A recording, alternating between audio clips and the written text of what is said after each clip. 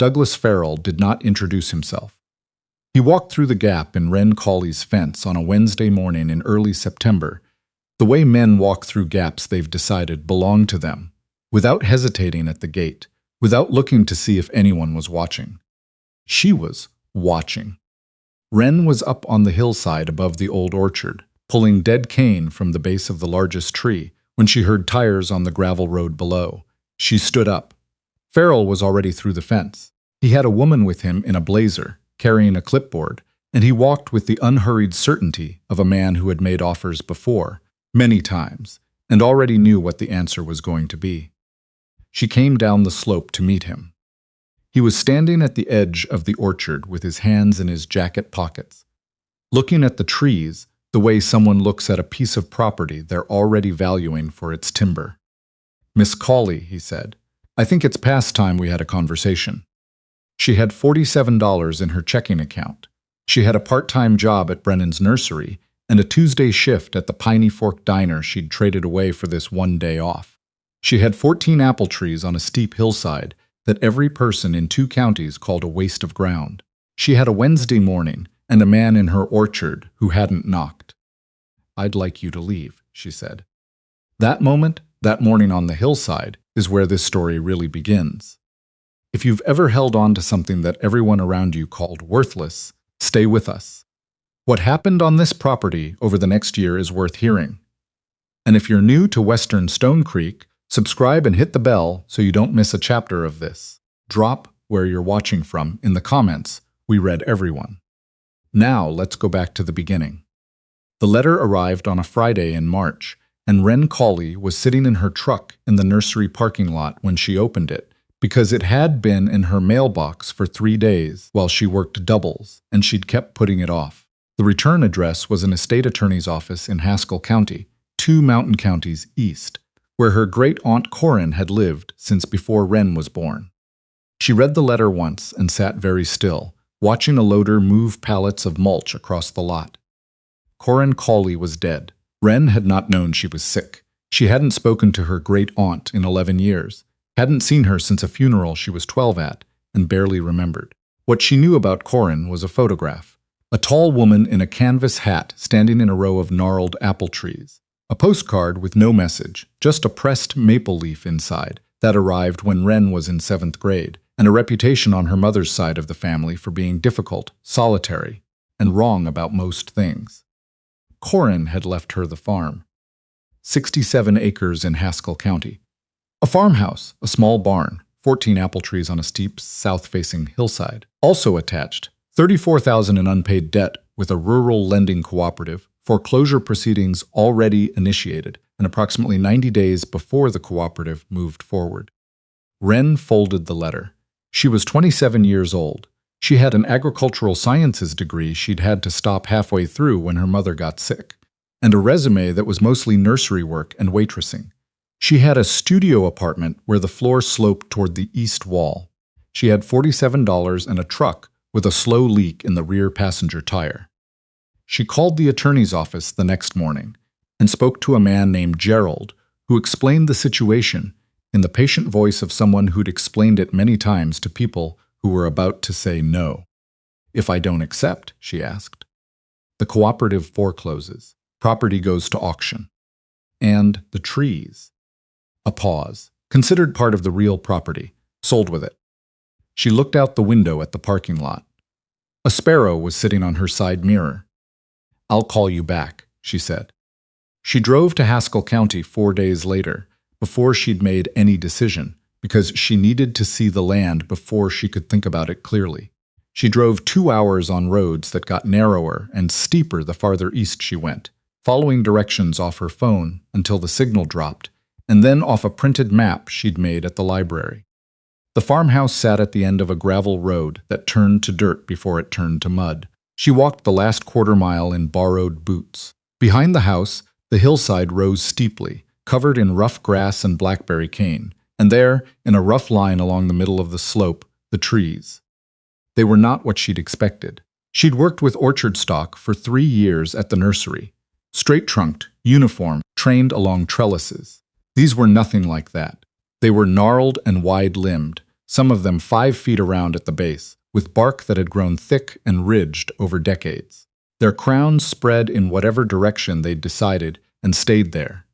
They looked like trees that had been growing in their own direction for a very long time and had not been asked to stop. She walked up the slope and stood among them for a while. The apples were small, much smaller than anything commercial. Knobby, uneven, the color of old gold with a deep blush on the south side. She picked one up from the ground, rubbed it on her jacket, bit into it. The flavor came in 2 stages. First sweet, then something underneath. Tart, earthy, faintly floral, like nothing she'd eaten from a grocery store in her life. She stood there. She called Gerald that afternoon and accepted the inheritance. The first person in Haskell County to tell her she'd made a mistake was Frank Teague, her nearest neighbor, who came by on her 5th day to return a shovel Corin had borrowed years back. He was 60, deliberate and not unkind, but he didn't dress things up. "Those trees up there," he said, nodding at the hillside. "They're not what you'd call market trees. Wrong size, wrong cosmetics. The buying houses won't take them." "I'm not thinking about the buying houses," Wren said. Frank looked at her the way the nursery manager looked at new hires who hadn't been shown yet. He left the shovel and drove home. The second person was Roy Dunbar at the farm supply in town. She went in her 2nd week for soil amendments and made the mistake of asking about heritage apple cultivation. "Heritage," Roy said, not making it an insult exactly, but getting close. "You're talking about Wren Cauley's trees." "I am." "That hillside has been a conversation piece for 30 years. He leaned on the counter. "Corin was a fine woman, but she had ideas about those trees that nobody around here could verify. Sentimental ideas." "What kind of ideas?" He looked at her. That they were something special. He sold her the amendments and said nothing else. She spent 2 weeks clearing dead cane from around every trunk, pulling the grass that had grown into the root zones, assessing what she had. The trees had not been tended in several years, and the hillside showed it. But the trees themselves were sound. She could see it in the wood, dense and tight-grained. No sign of the blight or canker that took down commercial stock in the valley below. Whatever these trees were, they had been here a long time and had not needed anyone's help surviving. She lived on canned beans and eggs from a small flock of chickens she found, living in the far corner of the barn, unbothered, as if they'd organized themselves years ago and saw no reason to change. She sold her good rain jacket to a woman at the thrift store for $22 and used the money for soil test supplies. She made her coffee too strong, always had, and drank it at the kitchen window looking at the hillside while the early light came across the ridge. She had stopped apologizing for the coffee around the time she'd stopped apologizing for other things about herself that nobody else's opinion could change. On the 3rd week, she found the ledgers. They were in a wooden box in the back of the barn, stacked beneath a square of old canvas. 8 ledger books, the oldest dating to 1979, each one dense with pencil and ink, tree by tree, year by year, noting bloom time, fruit set, harvest weight, flavor notes, and the names of varieties Wren had to look up. Seek no further. Grimes Golden, Limbertwig. The Limbertwig entries stopped her. She sat in the barn doorway and read for 2 hours. Corin had written about these trees with the precision of someone who had studied them carefully and the conviction of someone who understood exactly what she had. Cross-references to variety registries. Notes on grafting trials going back decades. Corin had been propagating new trees from the old stock, cutting scion wood each winter and grafting it onto rootstock she'd purchased, keeping meticulous records of which takes held. The records were spare and exact, the handwriting small and certain. In an entry from 2009, Corin had written, "The extension office told me again to pull these and put in Honeycrisps. I told them again that I would not. Some things are worth keeping even when nobody around here is ready to understand that yet." Wren read that 3 times. She added the ledgers to the folder on the kitchen table. That evening she sat with her laptop and spent 3 hours searching every heritage variety database she could find. What she found, buried in a regional cultivar registry maintained by an agricultural university in Raleigh, was a note that made her set the laptop down and sit with her hands flat on the table. The Southern Limbertwig complex, represents one of the most genetically distinct apple lineages remaining in Appalachian cultivation. Known active populations with verified lineage documentation, fewer than 6, estimated bearing trees in the region, under 60. She looked at the hillside through the kitchen window. 14 trees. She picked up the phone and called the estate attorney's office. She needed the loan officer's contact at the cooperative, and she needed to know exactly what demonstration of financial viability would satisfy them. That was when Douglas Farrell appeared at her fence. She'd heard his name before she met him. It came up in conversation the way certain names come up in small counties, always attached to a dollar amount or a decision somebody else hadn't gotten to make. He owned 400 acres of commercial orchard on the valley floor, the largest single operation in 2 counties. He had equipment that could move ground she couldn't touch with a hand tool, and he had the right people on the county agricultural board. She sent him off her property and didn't open his envelope for 2 days. When she did, she sat at the kitchen table in the gray morning light and read the offer twice. After debt payoff, she would leave with less than $4,000. It was the number you offered someone you'd decided had no choice. She folded it and put it in the folder with the ledgers, 81 days. Vasil Dobra appeared at her fence line on a Tuesday afternoon without announcement. He was somewhere in his mid-70s, short, with the deliberate stillness of someone who had spent 40 years learning one piece of ground. He'd farmed east of her property for 4 decades. He had a dog with him that walked slowly and paid close attention to things. He stood at the fence and looked at the hillside for a long time without saying anything. "Romanian?" she finally asked. He glanced at her. "Close enough," he said, in the tone of someone who'd stopped clarifying long ago. He looked at the trees again. She waited. "Your aunt was right about this hillside," he said finally. "Everyone keeps implying she wasn't. Everyone on the valley floor is farming something they have to fight to keep alive." He didn't look at her when he said it. "Your trees got here first.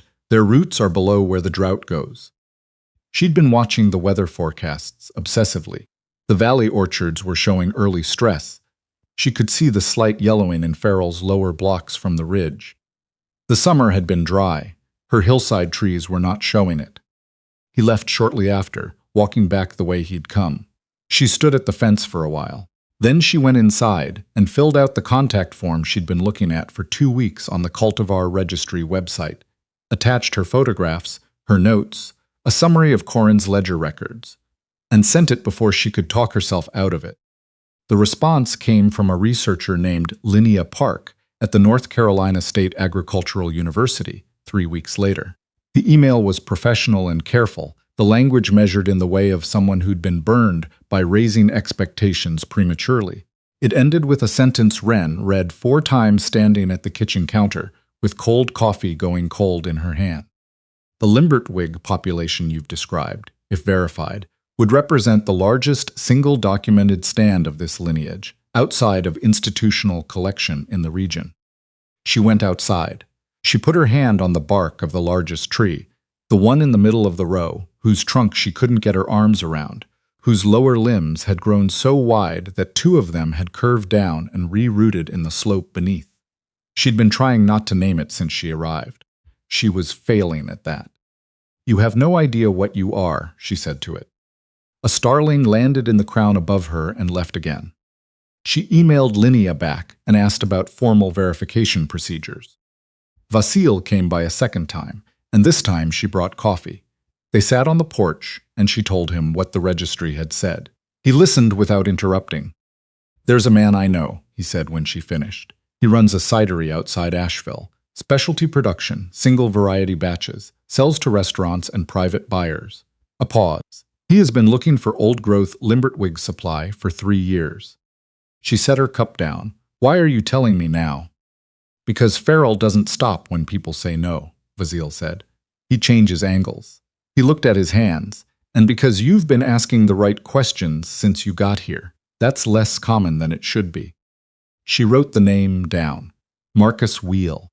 She called him on a Thursday morning with 3 index cards of talking points in front of her, because she'd learned that conversations she hadn't prepared for had a way of going somewhere she hadn't planned.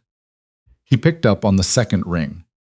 She gave him the facts: 14 trees, documented Limbertwig lineage, 40 years of her great-aunt's records, the university contact, the cultivar registry inquiry and process. She told him she'd begun grafting scion wood from the old stock onto rootstock she'd purchased on credit. The technique was in Corin's ledgers, and she'd verified it against extension guides. The first 17 takes had held. She told him the hillside hadn't shown drought stress, when every commercial block in the valley had. Silence then. Can I come see it? She looked at the third index card, where she'd written in capital letters, "Do not sound desperate." "I can make time for that," she said. He came on a Saturday in October. He walked the trees for 40 minutes before he said much, examining bark, branch habit, the fruit still hanging. He asked about the grafting operation. She showed him the 63 new trees in development in the barn, each labeled with scion source and graft date, because she'd kept building the program through everything. He read 2 pages of Corin's oldest ledger without being asked, turning back once to compare 2 entries. "How much of this year's harvest can you hold?" he said. "All of it. I've been dry storing." He looked at the hillside. "I work with 12 restaurants," he said. 3 of them have been asking me for 2 years about single-origin Limbertwig. I've been telling them I don't have a verified source with documentation." He paused. "What I can offer is a 5-year contract, first refusal on full harvest, at a price that is significantly above commercial standard." She let the number come at its own pace. He told her. She did the arithmetic twice in her head, quietly. Even at minimum volumes, even in year 1, the figure was more than double what she needed to service the cooperative debt, with room for the grafting program, with room for the barn roof, which had been her next impossible problem. "That's a real number," she said. "It is," Marcus said. She signed the contract 18 days later, after she'd read every page twice, and retained an agricultural attorney in the county seat named Phoebe Osey, who charged half the city rate and knew rural cooperative lending procedure better than anyone Wren had spoken to. Wren negotiated 2 clauses. Phoebe negotiated a third. Marcus did not argue. He signed on a Tuesday. Wren called the cooperative's loan officer that afternoon. She read her the annual revenue figures. Sandra, who had been carefully kind to Wren for 4 months in the way, lenders are kind to borrowers they expect to default, asked her to repeat the projection. Wren did. "I'll need to see the executed contract," Sandra said, and there was something different in her voice now, a recalibration. "But based on what you're describing, the cooperative should be satisfied." Wren thanked her and hung up. She stood in the kitchen. On the table, Corin's 8 ledgers, the contact with the registry, Linnea's preliminary assessment notes, Marcus's contract, the original estate letter from March, and Farrell's manila envelope that she'd kept in the folder without quite knowing why. The coffee was too strong as always. She poured a cup and sat down. The compliance notice arrived on a Monday.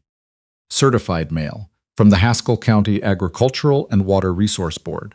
It informed her that her property had been flagged for a land use review under a hillside erosion ordinance. 45 days to provide documentation. 4 board member signatures. She recognized one immediately. She'd known Farrell would do something. Vasile had said he would.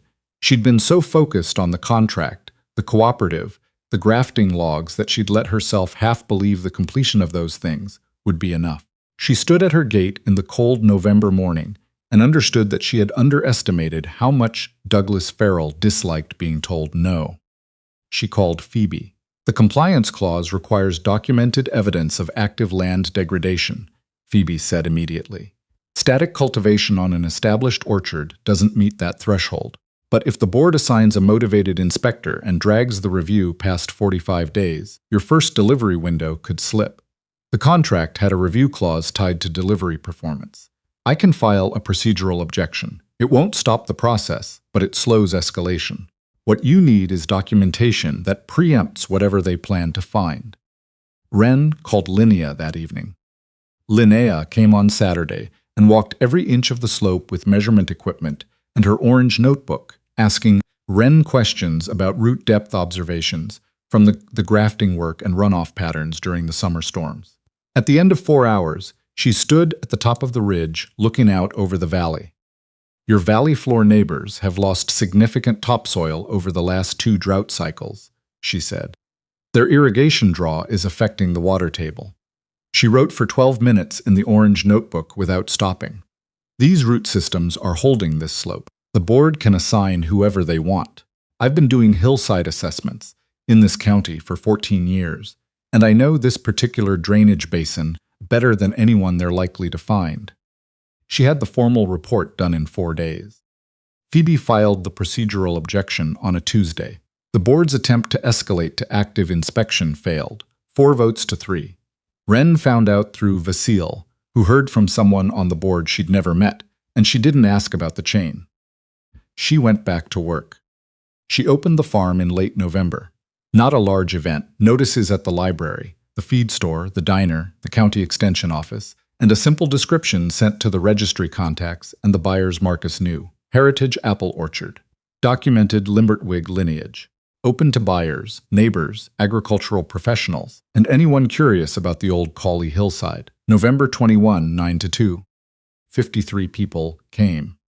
She'd expected 20, but there were valley farmers she recognized from the feed store and others she didn't. There was Frank Teague, who walked every row of trees and came back to find her at 11 o'clock with an expression that was working hard to be unreadable and not quite succeeding. There were 3 buyers Marcus had contacted who'd driven 2 and 3 hours on roads she now knew by heart. There was the librarian who'd quietly refilled the printer paper every time Wren came in with a document job, without ever once mentioning the cost. Roy Dunbar came at 10 and stayed until 1. He found her near the barn at 11:30. "Those prices," he said, "the contract prices you mentioned." "Under contract, yes." He looked at his boots, then up. "I've got a family south of town," he said slowly. "3rd generation. Bad run for the past few years. They've got 2 big old apple trees at the edge of their property they've been planning to take out." He stopped, started again. "What I'm not saying," he said carefully, "is that someone might want to look at those trees before they do." She looked at him for a moment. "Tell them to call me," she said. The couple came out the following Saturday. Hank and Louise Prater, 61 and 58, standing in her driveway, with the look of people who had spent a lot of years being told their land was the problem, and weren't yet sure whether this was going to be one more version of that conversation. Wren showed them everything. Not a curated version, the actual operation. The grafting records, the soil test logs, the cooperative correspondence, Corin's ledgers. She showed them the mistakes she'd made and what they'd cost her, because softening it would make it easier to dismiss. She showed them what verification took and how long it took, and what it produced at the other end. "The 2 trees you have," she said, "what do they look like?" Hank described them. Wren thought about it. "Don't pull them," she said. "Not until I've come out." She drove to the Prater property on a Tuesday and looked. She called Linnea that evening. She told Hank and Louise what she knew and what she didn't, that the variety would need laboratory confirmation. That documentation would take months, that the first serious revenue was at minimum 2 growing seasons out. "We're not in a hurry," Louise said. "We're just in a hole." Wren nodded. She'd been in a hole. She knew something about holes, that they were rarely as permanent as they looked from inside them. She arranged to take scion cuttings from both trees in January for lab analysis. She wrote up a grafting protocol they could follow in spring if the variety confirmed. She charged them nothing. Vasile came for dinner the first Saturday in December. He brought bread. She made soup from the last of the winter squash she'd grown along the fence line in an experiment that had worked better than expected. The wood stove in the kitchen made its ticking sound as the evening cooled, and they sat at the table with Corin's ledgers between them, Vasile filling in context she hadn't been able to find. Who Corin had known in the valley, what the land had looked like in the 1980s, where certain orchards had gone and why. She knew what she had, Wren said. "Yes," Vasile said, and she knew it would take longer than her lifetime for anyone else to agree. He turned a page in the ledger. She didn't need them to agree. She just needed to keep the trees. Outside, the December wind moved through the orchard, through those 14 crowns, broader in her understanding now than they'd been in March. Not just trees, but a lineage, a claim on knowledge that had very nearly been lost when Corin died. The largest tree, The one she'd been failing not to name since she arrived, creaked once in the wind. Not with weakness, with the particular sound of something old that is still entirely solid and does not intend to go anywhere. She called it the anchor, in her own notebook, not on any official document, just in the record she kept for herself, in the pages she'd been filling since March, entry by entry, observation by observation, the way Corin had done it. The way, she was beginning to understand, you did anything worth doing, without certainty about where it ended, and without needing to know before you started. She was 28 years old. She had the largest documented limbertwig stand in the region, 14 bearing trees, 63 trees in active grafting development, a 5-year specialty contract, a heritage registry application in process, and a barn roof that no longer leaked when it rained. She had a neighbor who brought bread on Saturdays, and understood that most of what was worth knowing took longer than anyone wanted to wait. She had Corin's 8 ledgers and 4 of her own. She had coffee that was too strong and a hillside that everyone who wanted it had called worthless, and that the one person who'd stayed with it had called something else entirely. She opened Notebook 5 to a clean page. She still had things to write.